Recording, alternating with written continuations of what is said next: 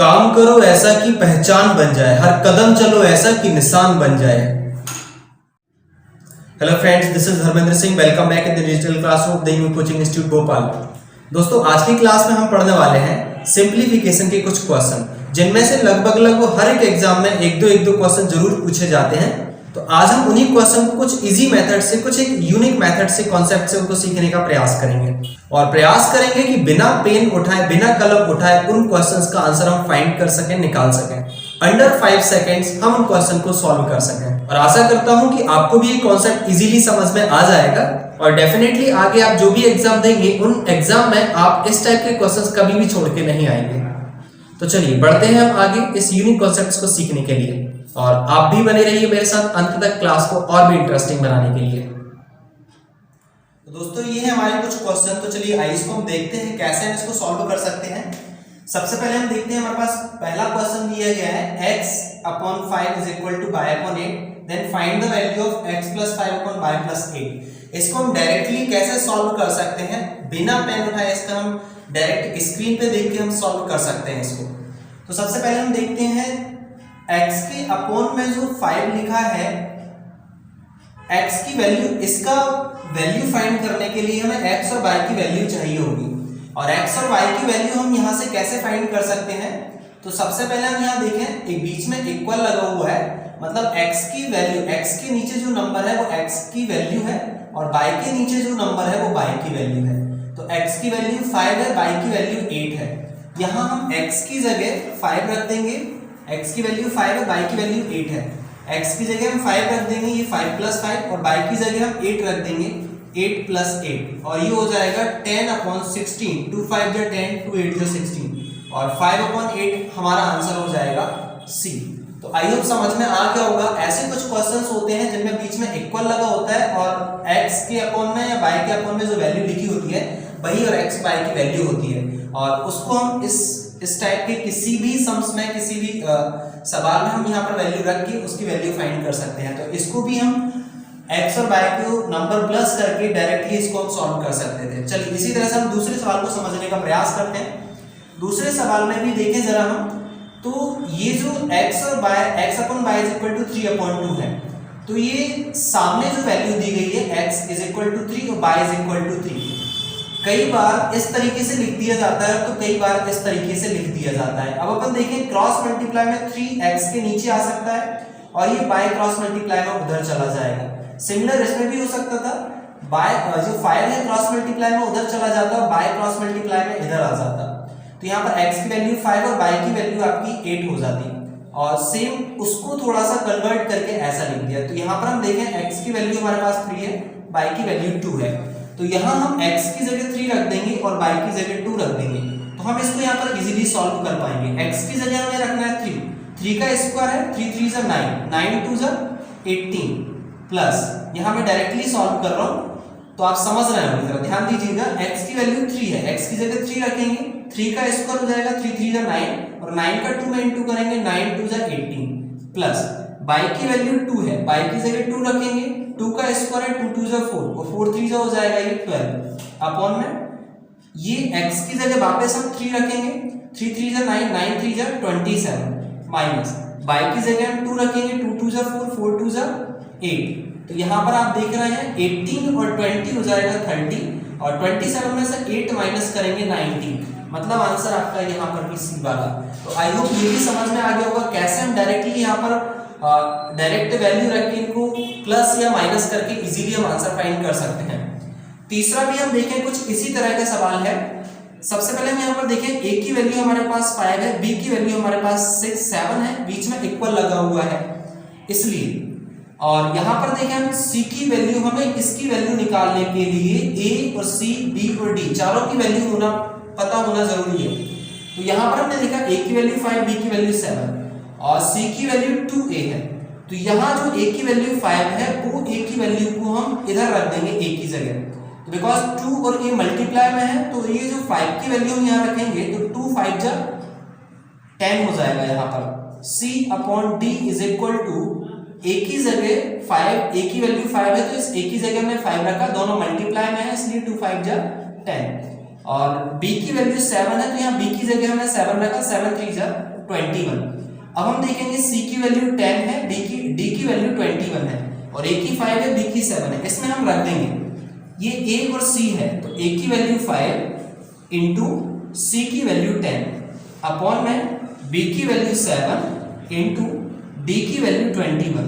तो इस तरह से हमने यहाँ पर वैल्यू फाइंड कर ली। 5 10 जा 50 और 7 1 जा 7 7 2 जा 40 50 अपॉन 147। हम देखेंगे ऑप्शन में बी वाला। तो आई होप ये समझ में आ गया होगा कैसे हम इजीली इसमें x y a b c d की वैल्यू डायरेक्ट यहाँ पर हम देखकर इसमें वैल्यू पुट करके हम कैसे उसका सॉल्यूशन निकाल सकते हैं। तो आई होप एक दो बार की प्रैक्टिस में आप इसको इजीली देखते ही सॉल्व कर पाएंगे बिना पेन की।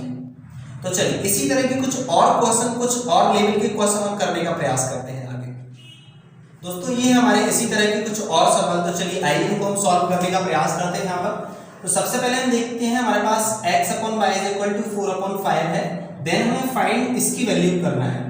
तो इसको हम इजीली केवल वैल्यू रख के यहाँ पर फाइंड नहीं कर पाएंगे इसमें, बिकॉज यहाँ पर एक प्लस में एक और फ्रैक्शन दिया हुआ है जिसमें आपको थोड़ा बहुत पेन चलाना पड़ सकता है। आप इसको 10 सेकेंड्स के अंदर अंदर लेकिन सॉल्व कर सकते हैं। अब देखते हैं इसको कैसे सॉल्व कर सकते हैं इजीली अंडर 10 सेकेंड्स।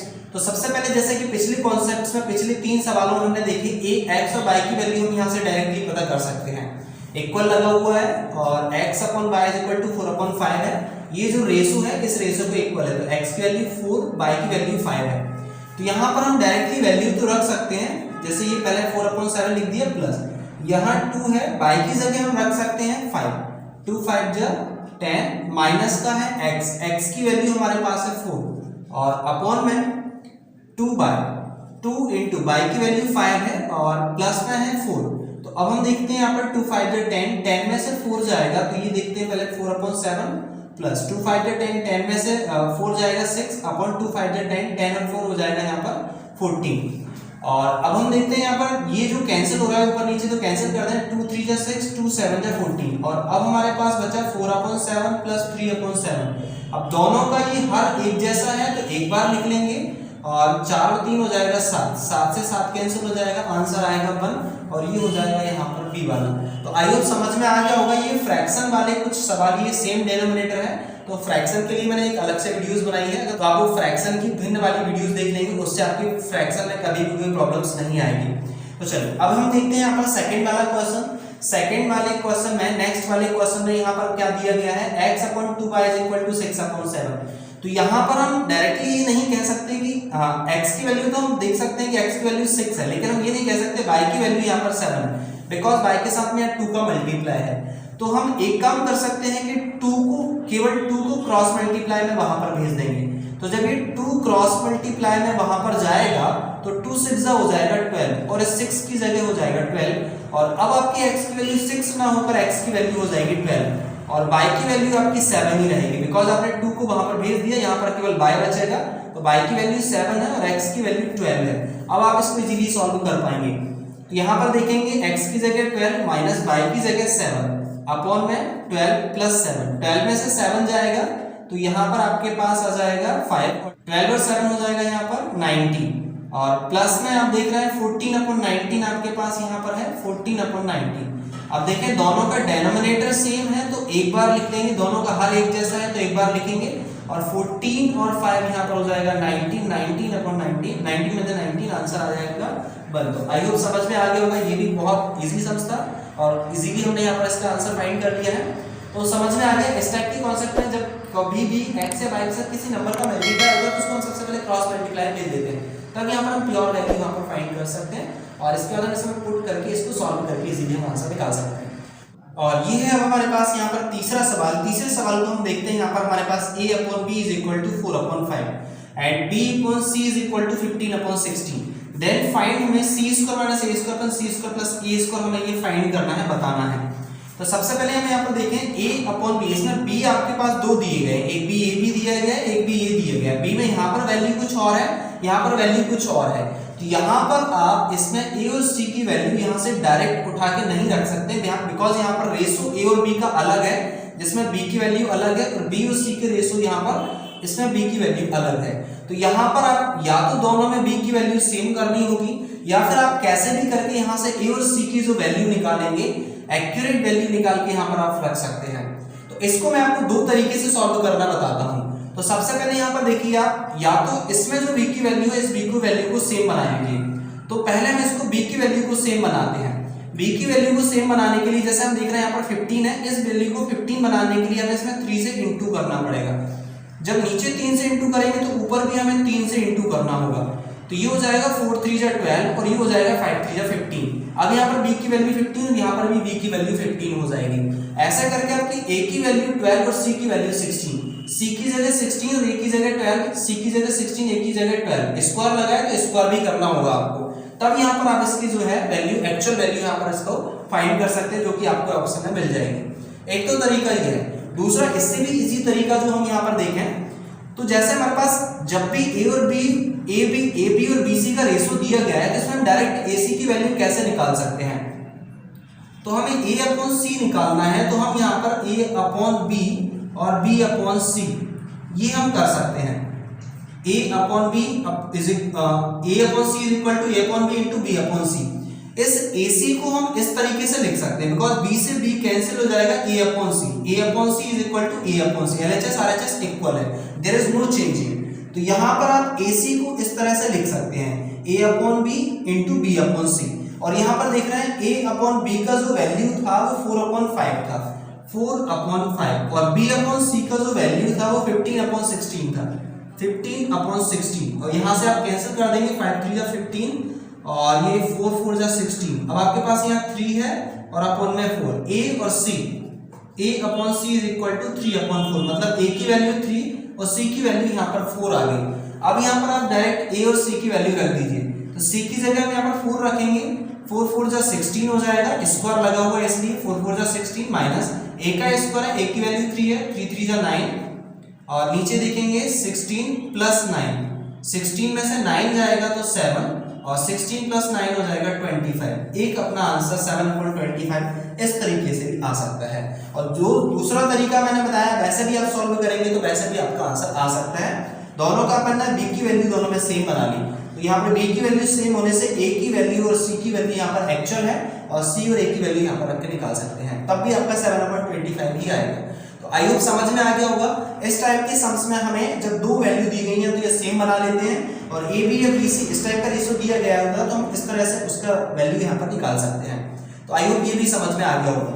अब हम यहाँ पर देखते हैं 7th वाला जो क्वेश्चन है, a की a/3 b/4 c/7। यहाँ पर a b c direct value दी गई, यहाँ पर आप रख के निकाल सकते हैं।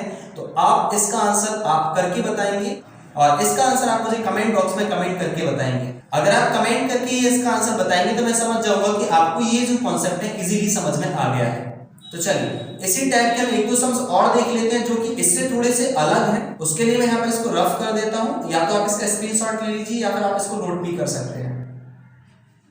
दोस्तों ये हमारे कुछ 3 और सवाल, तो चलिए इनको हम देखते हैं स्टेप बाय स्टेप। यहाँ पर हम किस तरीके से फास्ट एंड स्मार्ट तरीके से आंसर इसका फाइंड कर सकते हैं। तो सबसे पहले हम देखते हैं यहाँ पर a/b = 7 दिया है। अब यहाँ पर आप ये कैसे जज कर पा रहे होंगे कि a की वैल्यू क्या है, b की वैल्यू क्या है, बिकॉज ये बीच में है। तो ये तो आपको पता ही होगा कि जिसके अपॉन में कुछ नहीं होता उसके अपॉन में 1 होता है। तो ये हो जाएगा 7/1, मतलब a की वैल्यू 7 और b की वैल्यू 1।